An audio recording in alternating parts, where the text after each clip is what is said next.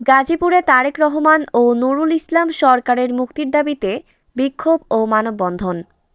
গাজীপুর মহানগরীর টঙ্গীতে তারেক জিয়া পরিষদ গাজীপুর মহানগরের উদ্যোগে তারেক রহমানের বিরুদ্ধে সকল মিথ্যা মামলা প্রত্যাহারের দাবিতে ও বীর মুক্তিযোদ্ধা নুরুল ইসলাম সরকারের নিঃশর্ত মুক্তির দাবিতে বিক্ষোভ মিছিল ও মানববন্ধনের আয়োজন করা হয়।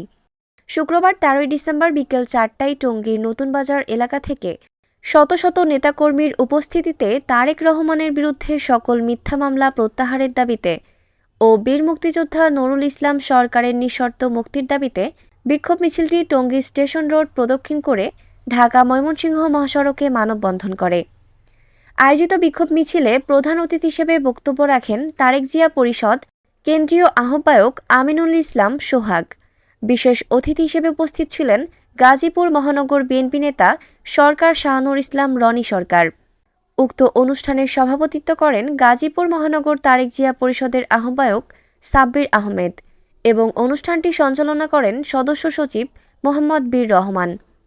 এছাড়া মানববন্ধনে উপস্থিত ছিলেন নবগঠিত টঙ্গী পূর্ব থানা তারেক জিয়া পরিষদের আহ্বায়ক রনি দেওয়ান, সদস্য সচিব রাশেদুল ইসলাম, বিএনপি নেতা দুলাল, মামুন, শাহিন সহ আরও অনেকেই।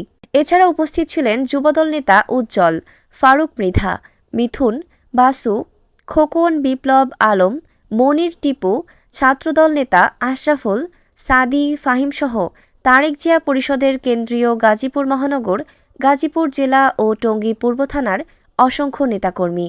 মোহাম্মদ আলামিন হোসেন, গাজীপুর প্রতিনিধি, ঐশী সৃষ্টি, news desk, Bangladesh news today.